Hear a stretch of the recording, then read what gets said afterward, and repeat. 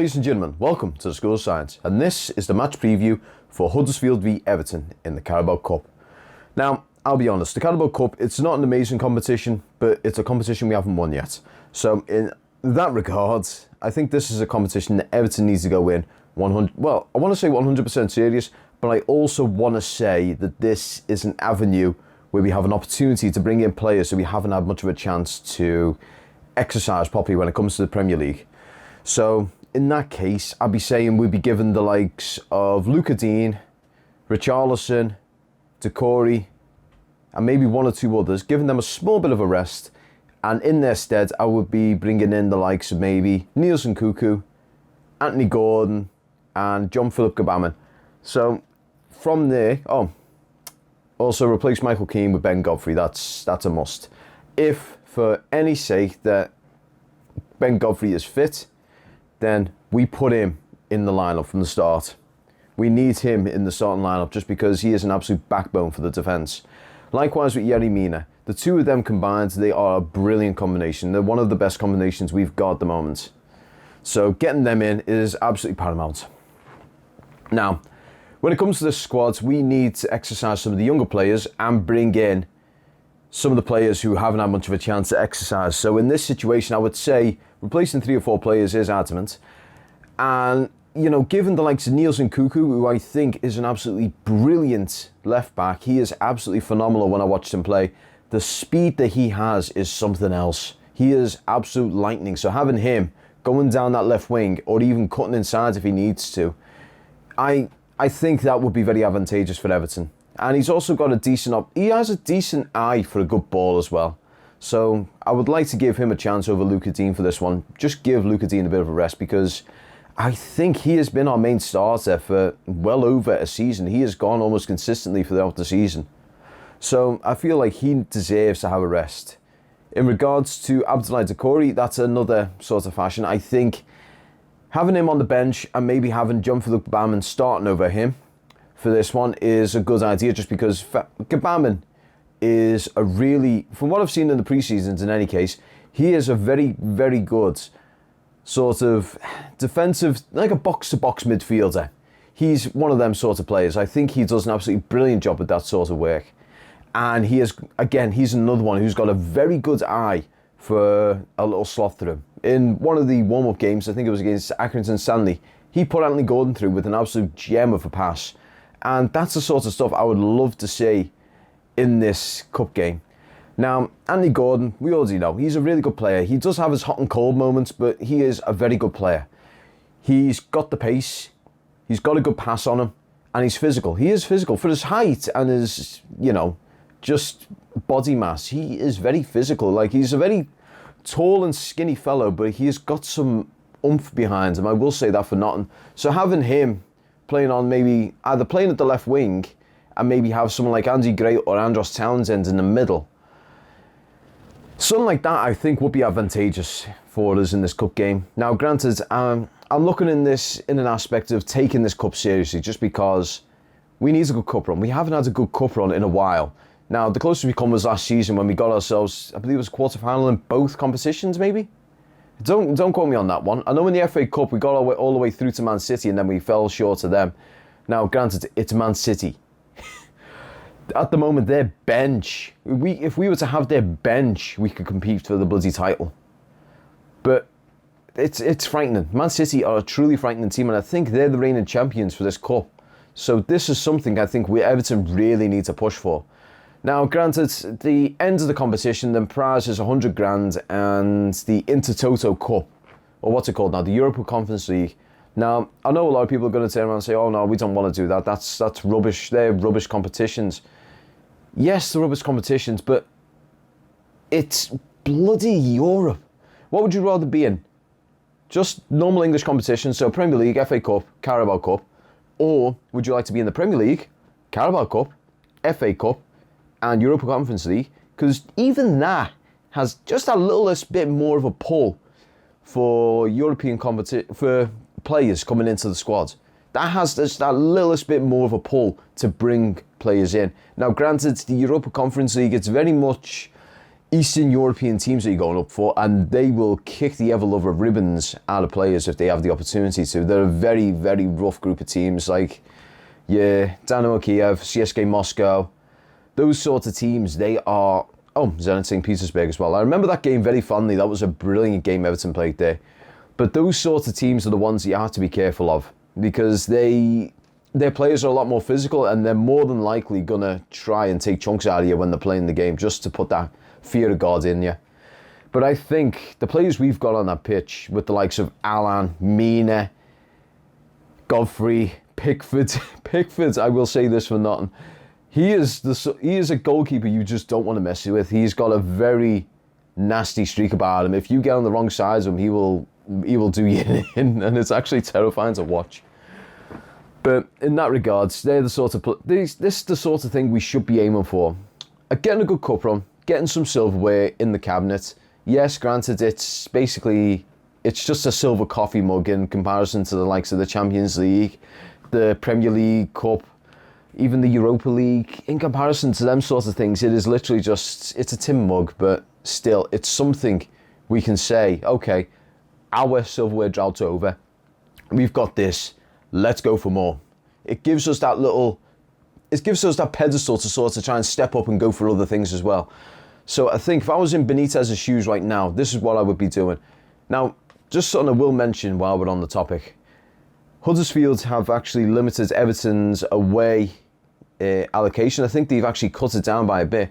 So they're trying to maximise the amount of Huddersfield fans in that stadium. So if you're going to the away game, you make as much noise for Everton as possible. You scream, you shout, you make sure you have got the equivalent of laryngitis at the end of all this. Because the Everton players are going to need to hear you in this ground. Huddersfield, although they're not an amazing team, they've started to gain a little bit more consistency. At the very start of the season, they got absolutely slaughtered by Fulham, 5-1. But as the season's progressed, the most recent 2 games they won by 1-goal deficits. 1-0 against Derby County and 2-1 against Sheffield United. Now, Sheffield United are a recently relegated Premier League team, so, they're considered a bit like, they're like your mid to upper echelon of championship quality. So for them to get that sort of result out of them, even though Sheffield's absolutely crashed and burnt last season, it's still a team that was considered somewhat formidable when it comes to the championship. But yeah, enough rambling about that. Let's get back to Everton. So if I was in Rafa Benitez's shoes, this is how I would approach it. It'd be Pickford in goal. I would have John Joe Kenny on the right, Ben Godfrey, Yerry Mina, and Neil Nkunku as the back 4. Anthony Gordon on the left, with Alan, John Philip Gbamin, and Andros Townsend. And then up front, I would probably do, actually, scrap that. It would be a 4-5-1. So your 5 in the midfield would be Anthony Gordon, Alan, John Philip Gbamin, Damari Gray, and then Andros Townsend on the far wing. And then up front on his own would be Moise Keane. Now, this is a very, very dramatic change from what we did with the likes of bloody Southampton and Leeds, where we had, Richarlison, Calvert-Lewin, Luca Dean, Seamus Coleman, Michael Keane. We had those guys in the squad, even Decore as well. Decore at the moment on fire, so I feel like putting him on the bench is a harsh thing to do, but I feel like this is a situation where we need to sort of protect these sorts of assets of ours. Richarlison in particular, that dude has been going all season. He has had probably the total of about 2 to 3 weeks of rest and recuperation. So this game is critical for him to take a little bit of a breath. Now, I'm not saying kick them completely out the squad. I'm not saying just say, okay, these guys, they can just stay at home, they can rest. No. Have them on the bench. So if situations do look a bit uneasy or a bit shaken, so let's say for argument's sake, it's 1-1, we're in the 70th minute, and Huddersfield seem to be actually putting the push on us, then we bring the loose ends out. So we take the loose ends that we've put in out and bring our mainstay in and go full throttle at them. That's what we do. But in the situation where it's, like we're having a comfortable, maybe it was a 1-0 or 2-1, a 1-0, 2-0 or something like that, and we've got them pretty much pushed into a corner, then you just keep them going and occasionally change them around. So maybe bring Townsend off, put Iwobi on. Bring Moise Keane off and put Nathan Broadhead on, or put, who's the other kid? Lewis Dobbins on. Bring someone like that on. And maybe in the defensive mindsets, bring maybe Yerry Mina off and bring Jared Branthwaite on. Or bring Yerry Mina off and bring Michael Keane or Mason Holgate on. Now, granted, you haven't had great runs, but I feel in due course of time, I think these guys could come right. Michael Keane, not as much, but Mason Holgate's still very young, so I think if we give him enough time, maybe he might come right. He does have his hot and cold streaks, likewise with Michael Keane. But Mason Holgate, he's more lukewarm, whereas Michael Keane's on the colder side of things. But in any case, that's my thoughts on him. My opinion as well is I think Huddersfield are going to go full on with this one. It's a chance to take on a big team, and it's a chance for them to really push their weight about and say to the Championship, we're not afraid to go full throttle regardless of the situation. We will take the top on. We will even take you on. So they're more than likely going to come out of this and they're going to throw a full-fledged squad out. They're going to go for their starting 11 because I feel like they're not afraid to really do that. So we need to be cautious on that front. That's why I'm not saying do a complete overhaul, like change Pickford out for Asmir Begovic, get both Yerry Mina out and Michael Keane out and put Godfrey and Jared Branthwaite on. Ditch Luca Dean and Seamus Coleman and put Nielsen Cuckoo and John Joe Kenny on. Ditch Alan, throw Gabaman on. Ditch Decore and throw another youngster on. And doing that, like completely change the squad. I'm just changing aspects of the squads that I feel are critical to change just so we can have a bit more breathing space and to let these people who are bringing into the squad show their worth to Benitez to say, hang on, I'm just as good as Decore, or I'm just as good as Luca Dean, I'm just as good as Seamus Coleman, or I'm just as good as Richarlison. You need to consider me as well. That's what I feel that these youngsters need to do. So when it comes to this game, they're going to go like absolute bulls at gates to prove themselves to the manager, prove themselves to the coaches as well. So in this case, I feel this is the absolute pinnacle moment for these guys to prove themselves, and they're going to probably do the same in the next round if we win, and do the same in the next round if we win. So we will keep this up and keep doing that as far as we can. And then when we're taking on the likes of maybe, I don't know, Liverpool, Man U, Man City, Chelsea, someone like that, if we're taking on teams like that, that's when we throw the full-fledged squad in and those youngsters who have proved their worth. But yeah, guys, I am sorry for that weird and long tangent talking about the youngsters there. I was hoping to get this one nice and, streamlined, but as you know what I'm like, it's pretty much A to C to B to D to E to G to F. It goes all over the place, so I do apologise on that front. But in any case, I'd like to thank you all very much for watching. If you liked it, hit that like button down below. Shows me that you like what I'm doing and you want to see more of it.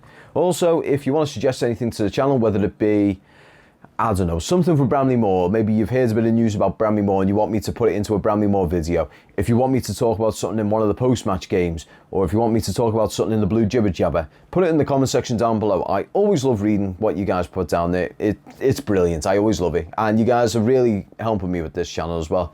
The feedback that I get from this channel is always great. I always appreciate the feedback.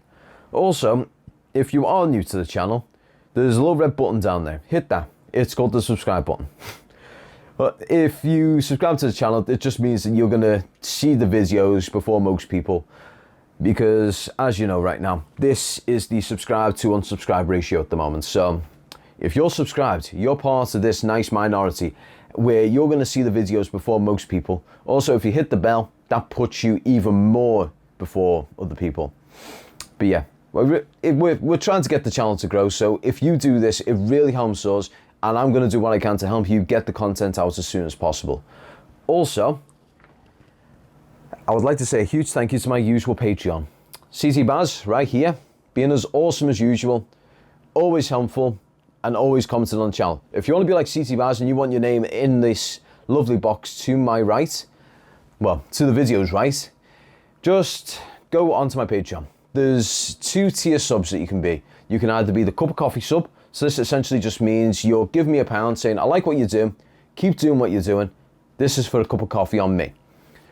And there is the School of Science Superfan. Got it first time that time. So yeah, the School of Science Superfan is a £3 tier. What that gives you is an opportunity to see content and see behind the scenes stuff before anyone else. It also means that you're going to be able to see the behind the scenes content in terms of what I've got planned down the line.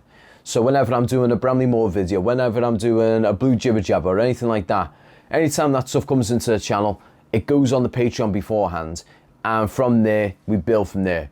And as this channel grows, the Patreons are going to grow as well. So what's going to be happening in the near future is the likes of merch stores and everything like that are going to be coming up in, well, at the 1,000 mark, we're going to be doing a few things. I'm not telling you exactly what those things are, but keep an eye on the channel once it reaches 1,000. But in any case, guys, I'd like to thank you all very much for watching. Up the toffees, and peace.